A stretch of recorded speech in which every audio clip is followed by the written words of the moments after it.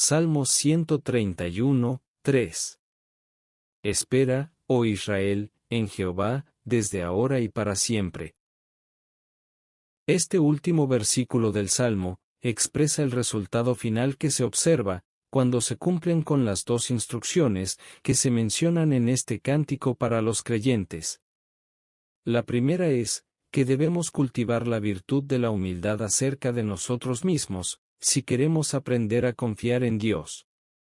La segunda es, que debemos voluntaria y de buena gana, someternos a la providencia de Dios, si queremos depender de la gracia. Se entiende, que David no escribió el Salmo con el único propósito de dar a conocer a otros, su humildad y sumisión para con Dios. David es usado por el Espíritu, para que a partir de su testimonio, enseñe en qué consiste la humildad de corazón que agrada al Señor, y también para que instruya, que no debemos confiar en nosotros mismos, sino confiar y esperar en Dios, si es que deseamos obtener los mejores resultados. Estas enseñanzas de humildad y sumisión, que nos brinda el Espíritu en los dos primeros versículos del Salmo 131, se deben practicar diariamente, con mucha perseverancia y esfuerzo. Eso es, lo que quiere decir la expresión, desde ahora y para siempre. No solo para el bienestar espiritual de la persona que ejercita estas dos virtudes, sino también para que su testimonio sirva de ejemplo para la edificación del cuerpo de la Iglesia. En otros de los salmos que escribió, David da evidencias de que fue un hombre bienaventurado, que obtuvo consuelo al confiar a Dios, cada uno de sus asuntos personales y de estado. Leemos. Gustad, y ved que es bueno Jehová, dichoso el hombre que confía en él. Leemos. Oh Israel, confía en Jehová, él es tu ayuda y tu escudo. Casa de Aarón, confiad en Jehová, él es vuestra ayuda y vuestro escudo. Los que teméis a Jehová, confiad en Jehová, él es vuestra ayuda y vuestro escudo. Jehová se acordó de nosotros, nos bendecirá, bendecirá a la casa de Israel, bendecirá a la casa de Aarón. Bendecirá a los que temen a Jehová, a pequeños y a grandes. Leemos.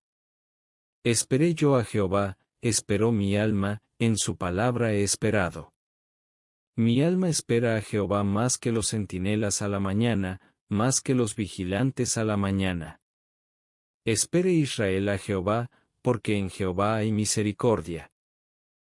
No se debe dudar, que el rey David se gozó al encontrar tranquilidad y esperanza, cuando su corazón se hizo humilde y obediente a lo que dispone la voluntad divina. Y por esta razón, es que en reiteradas ocasiones, David exhortó al pueblo para que siguieran su ejemplo. Lo mismo hizo Cristo con la Iglesia, al decir, llevad mi yugo sobre vosotros, y aprended de mí, que soy manso y humilde de corazón, y hallaréis descanso para vuestras almas.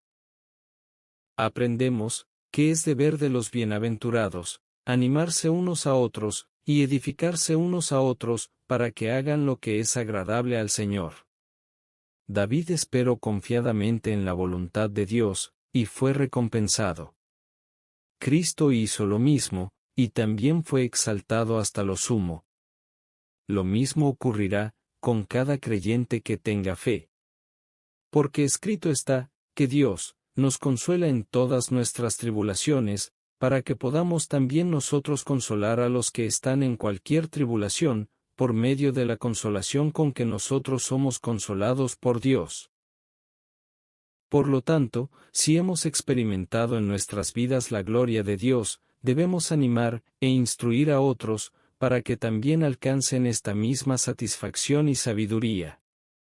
Tal como nos dice el Espíritu, regocíjense los santos por su gloria, y canten aún sobre sus camas. Exalten a Dios con sus gargantas, y espadas de dos filos en sus manos.